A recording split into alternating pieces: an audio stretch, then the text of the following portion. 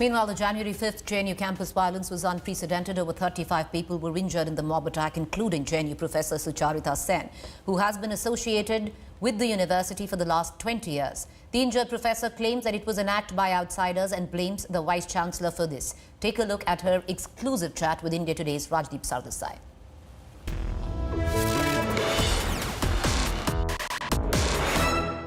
Among the defining images of the horrific assault on faculty and students on Sunday night at JNU was to see professors who had spent their life in JNU being targeted with stones, rods and sticks. 34 students and faculty injured, among them Professor Sucharita Sen, who is with me. She spent 35 years both as a student and a faculty member in JNU. 2 days gone. Yes. Are you feeling better? I'm feeling better. Much better. Much hit better. on the head. Yes, hit on the head, hit on the shoulder also, but that's not very major. But have you come to terms with the shock of being hit in your university by stones and sticks? Personally, if I've been hit, that's something I can deal with. What I'm unable to deal with is the kind of environment which I saw in my university, where even, students hitting each other by hand was unheard of. Absolutely unheard of. Violence was just not there. That is something I'm finding it very difficult to come to terms with. Are you finding it difficult, though, to come to terms with the fact also that professors, defenseless professors, are also caught in this crossfire today, are targeted in this manner? Yeah, well, the reason that, we got very little time, but the reason that few of the professors came to the front was with this thought that they will not attack us. So we thought that we'll be able to, they'll see this reason, and we were not sure that they won't unleash violence on the students. So if we were there in front, I don't know, maybe in a naive manner, we had kind of thought that, but we were proved wrong, and that is kind of daunting. You were there in the front as part of a peace march that you had taken. Well, no, it wasn't a peace march, it was a peace assembly. So we were done with it. The meeting was called at 4 o'clock. This was over. Then subsequently students had come. They also spoke in that meeting, and then we were still standing there talking to the students, and they were describing what has happened to them in the past 2 days. So while this happened, this incident happened soon after that. I have to ask you this, that who were these people? Have you ever contemplated the fact that they could be ABVP, they could be students from one of the left or right, or are they outsiders? Who could they be? Have you thought about them? Can you recognize any of them? I can't recognize. Personally, I cannot, because I was hit by one of the first stones. So I had fallen on the ground, and from what I saw, it was a group of people armed with lathis and hockey sticks, etc. That is something I could see, but their faces were covered. So as far as I am concerned, I don't know if anyone else has recognized them subsequently. I could not. But from this very visual, I cannot kind of match this visual with any community in my university. So I would tend to say that these are people, armed people coming towards defenseless people, cannot be from the university, is what an emotional response would be. So you'd like to believe as a teacher that your students would never, in a way, sort of target you. That you find that difficult to believe that a JNU student would target his or her professor? Yes, I would really like to believe that. In a sense, though, what has happened at JNU, many believe, is a culmination of this culture of violence that has been built over years. You say you've never seen it. The outside world believes that today JNU is a space where political dissent is degenerating into political violence. I will not agree with that. They have to give me reasons as to why they think that. I mean, 2016, I think, was very, very unfair for us because we were, I think, quite successfully. When I went to Hyderabad subsequently, I realized this. That's quite successfully JNU's image was tarnished and we were attacked for no reason whatsoever. And I do not, somebody would have to give me good reasons to, drive home this point that it is associated with violence. It has not happened.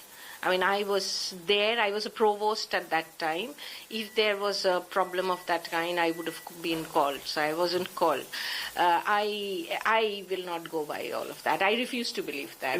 But this violence is a new feature. It was unheard of about three years back. And you think the ABVP, is it ABVP versus SFI, ABVP versus left unions, this battle for space that is now degenerating into violence? I wouldn't like to reduce it to, a battle between the left and the right or the ABVP and the SFI at all. The kind of students that I associated, I think JNU makes of them. They come from diverse backgrounds. They may be coming from all kinds of backgrounds. But I think JNU does a lot to them in the way there used to be, earlier at least, the university, I don't know which way it is heading. But there were certain principles which the university held on very, very hard. That the first was that there has been an extremely democratic kind of not only institutional, even non-institutional ways of having democracy within the campus. So one example would be that, relationship between a teacher and student. I would give you that since we give them the grades, there is some hierarchy. But there is very little hierarchy between. So students in form of student faculty committee, they are also could be a part of, they can comment on what kind of courses they're being taught. They can actually contribute to the making of the university. So it's as democratic as that, and it goes up. This is just an example from the bottom. So that's one thing. The second is this non-violence, completely peaceful way. Yes, dissent. Dissent, we, in our classes, we teach the students to actually dissent. That's their first lesson, because we actually encourage them to ask questions and disagree with us. Because, the image of the Tukde gang, the anti-nationals, this demonization of the JNU student, which has carried on particularly in the last few years, has it changed in a way the culture of the university? See, the Tukde gang narrative has nothing to do with what JNU is. It is a narrative which has been formed outside the university. So, why am I going to accept that when there is absolutely no earthly reason? We have, in fact, JNU is the epitome of unity, because we get students from rural areas, urban areas, all caste groups, all regional groups with so many languages. They live in perfect harmony. How can they be a Tukde gang? Let me come back to Sunday. The fact that there was no police there at the time when you had this peace gathering of yours, no police, even though there appeared to be this threat of violence, as you said, people with rods, sticks, did nobody call up the administration and say, please call in the police? Yeah, I think I'm not 100% sure about this, but I think many of my colleagues did call up 100. But police was not there. They were not there in the place at all. Violence was going on sometime. We heard of some, incidents of violence just before our peace assembly was about to start. Then we went on with it, and the students joined in. Till that time, everything was very, very peaceful. In fact, the whole discussion in the peace assembly was this, that no matter what, we are not going to retaliate. There should be no violence at all. Both the students and the teachers agreed to that. People who were there. Then we heard about these goons, I have no other word to describe them, armed goons who were assembled in front of Periyar Hostel. And before we were debating, we were debating as to how to respond to this, and by that time we saw them coming towards us. So they were kind of walking, their heads were, the half faces were covered, and they were carrying lathis from what I can see, and they were coming towards us. So at that point of time, we were debating what to do, and a few of the faculty members were in the front. I was one of them, and then subsequently they increased their pace and they started just raining stones. I was hit by, I think, out of the first 5 stones which were thrown, I was hit by 2 of them. So one was a smaller one which hit me at the shoulder, and the other was here. This was the size of half a brick. The stone that hit you was the size of half a brick? Yes. I have seen it because, I touched it with my hand as I fell. So I fell immediately. I think I've been saved because I fell. If I hadn't fallen, I don't think that impact would have, I could have sat sitting talking to you here. But at the end of the day, when that happened, there was no police, no administration, no one from the Vice Chancellor's office, no one. Nobody. It was this group of goons and a group of unarmed teachers and students. What does that say about the JNU administration if they cannot guarantee security of students and staff? It says a lot. Number one, my question is, how did they come in? Because they were very visibly with armed people who did not have to hide the fact that they were carrying this. So my first question is, how did they enter? Because security is supposed to be there at the gate. If they have entered, maybe many from other sides or whatever, like we knew that they were there, security must have known.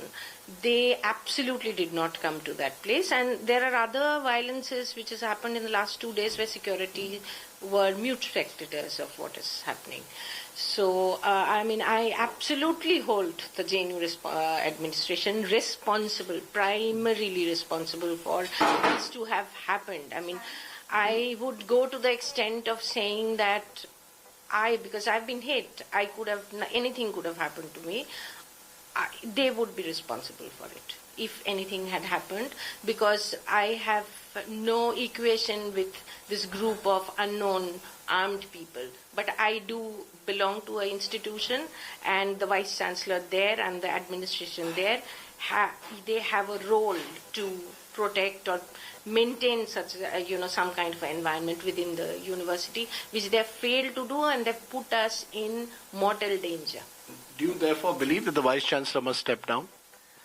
Of course, we have been saying that for a long time, for other things also, but he has to take total responsibility of what has happened.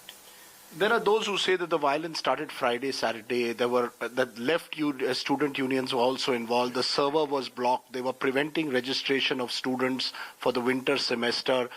There were instances of scuffles.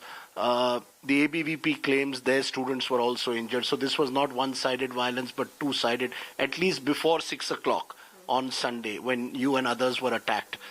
Do you believe that, therefore, there needs to be a wider inquiry to look at the role of both the left and the right student unions? I wouldn't like to divide into left and right. Yes, if someone has done it, an inquiry has to be done. But unfortunately, what we have seen for the last 3 years, I do not have a faith in a fair kind of inquiry. I would then I think only way, and that's saying something about the university I have been associated with for so many years, that I, for the first time, have stopped believing in the processes which are at work. So I really would want, if a fair inquiry has to be held, someone has to convince me that it's a fair inquiry. It is going to be a fair inquiry. Probably an independent external inquiry, because Yogendra Yadav, a former JNU alumni, yesterday said what happened before 6 p.m. on Sunday we can debate, but what happened after 6 p.m. was not right versus left, but right versus wrong. Yes.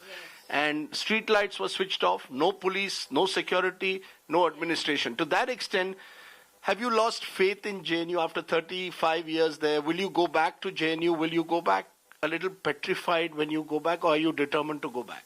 Oh, I'm determined to go back. At that point of time, there was this minor feeling of fear, which, of course, I've put aside now. No fear? No sense of fear now? Well, I have to face up to it, and all of us in the living there will have to figure out what to do and reclaim the space in some way or the other. We cannot allow, and no, I have not given up on JNU. JNU to me is much more than the administration and the people in power. And there is a soul of JNU, and I'm completely with that. I'm not going to give that up, not going to give up working towards it. What I was taught as a student, subsequently learned a lot as a teacher. I'm going to hold on to it for my dear life. You're going to go back there, in a sense, and teach with your students. You're going to continue agitating, if necessary, for what you believe are the right causes. Absolutely, 100%. I just wonder, in a way, the spirit of teachers at times like this. But also, do you believe that as someone who's gone through this trauma, has anyone ever come to you in the last 2 days from the administration and said, ma'am, we're sorry for what happened?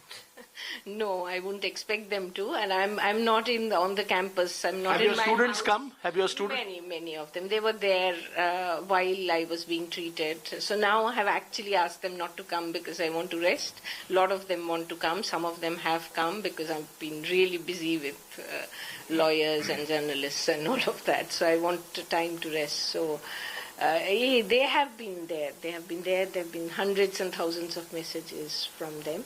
Administration, I won't expect it of them, and I'll forgive them for not asking me how I am. Finally, there have been a lot of solidarity marches in the last 24 hours across the country. People are appalled that defenseless students and teachers should be attacked in this manner. What would you tell them? Do you have hope? Do you believe that out of this will come something positive? Or do you fear that things could get worse? I do have hope. I mean, we will stop living if we give up hoping. I mean, things are bad, but I think it'll peak sometime and it'll become better. I really, really think so. I have seen a lot of, so for example, I would like to give you one instance which gives me hope in the recent past. So while this agitation was going on, students boycotted the exam. There was a complete lockdown. Then the administration said that they will have to give exams through email. Okay. Now, many of us, of course, the teachers said we are not going to participate in this. But some teachers did. So they did get some of these questions, and the students knew. So it was like a secret ballot that if you gave your examination, none of your peer would actually understand you've replied to it. So they all held out. I mean, I think there are very few people who have responded to that, and they were aware. It was an unfair mode of examination, but they were aware that if they replied to that, they can copy, they can get an A+. They refused to do it. So it's really, I mean, I'm proud of them that they've done that, because they have chosen a much harder mode of examination, which is fair, and refused to participate in this farce. And that is why I feel this movement is worth something. And that is the spirit of JNU. I mean, I'm totally hopeful about the kind of young youth that we are seeing around us. You're against the blocking of servers. You're against any acts of violence. But you're saying an element of non-cooperation is fine. Absolutely. If this fee hike is implemented in its full force, 40% of my students that I teach are going to go out. It's not acceptable to me. I mean, it's another matter what the students say. It's not acceptable to me because in JNU, I am proud to be a teacher, not because I teach a bunch of urban middle class from a favored background. I'm proud that I participate in a process where I see the transition of a person from a remote rural village of, say, Rajasthan. I'm giving this example because there is a student I'm remembering transitioning to his PhD who couldn't speak a word of English in his first class, defended his PhD with complete elan and confidence. In fact, you told me earlier before the interview that one of your best students is from Kerala. His mother is an agriculture laborer. Yes, and a father was a manual labor who died in the Gulf. He was my best student. So this is what I cherish of JNU. I want it. If the fee hike comes, this is going to go. There are lots of private universities where that kind of a thing can happen. JNU is not like that. My final question, is this, in all of this, Modi government versus the JNU, versus JNU as this last oasis of dissent? Is that how you see the battle? Is it a political battle or is it a battle about values? It's both. It's a political battle. It's politics all through, because what is politics? It's beyond political parties. So politics is, if you are trying to preserve some rights, sense of justice that we are preserving, that's a political point. So it is a political thing. It's also at the same time preserving of values, etc. Yes, things are quite obvious. The way the university has changed from 2016 and the way it is being disintegrated bit by bit, it's very hard for us to sit and watch. We have responded in many ways. All the things which we were taught as students, the kind of values which we held dear, which we tried to work towards as teachers, all that is just going. We are just trying to hold on to this. I just hope, some kind of a revival can be there. Did you get up last night or the night before and wondering where do I find myself, this nightmare, head bandaged in AIMS, then coming here, convalescing? Did you ever think it would happen? No, I didn't. I didn't think I would be hit in my campus, which was a safe space to me, and I didn't. But I think this is one thing. I think it's more important to save the soul of the university. Over and above that, I just hope we can do it. Professor Sen, yesterday Abhijit Banerjee, Nobel laureate and also a JNU alumni, has suggested that this violence reminds him in a way of a creeping Nazi Germany kind of environment. Do you agree? Anybody would tend to agree to that, because it's a environment of fear. JNU was that day converted into a space of terror, and if it goes far from this, I don't know. What is this, that there are this innocent, unarmed teacher and students standing there, and you unleash violence on them, the spirit of that is similar to what he's saying. I'm sorry I've taken so much of your time. I should be allowing you to rest. But thank you very much, Sucharita Sen. Professor Sucharita Sen, telling us her story, a story in a sense which represents all that went wrong on Sunday evening. A university is a sacred space of learning. It was defiled on Sunday night. Rajdeep Sardesai for India Today.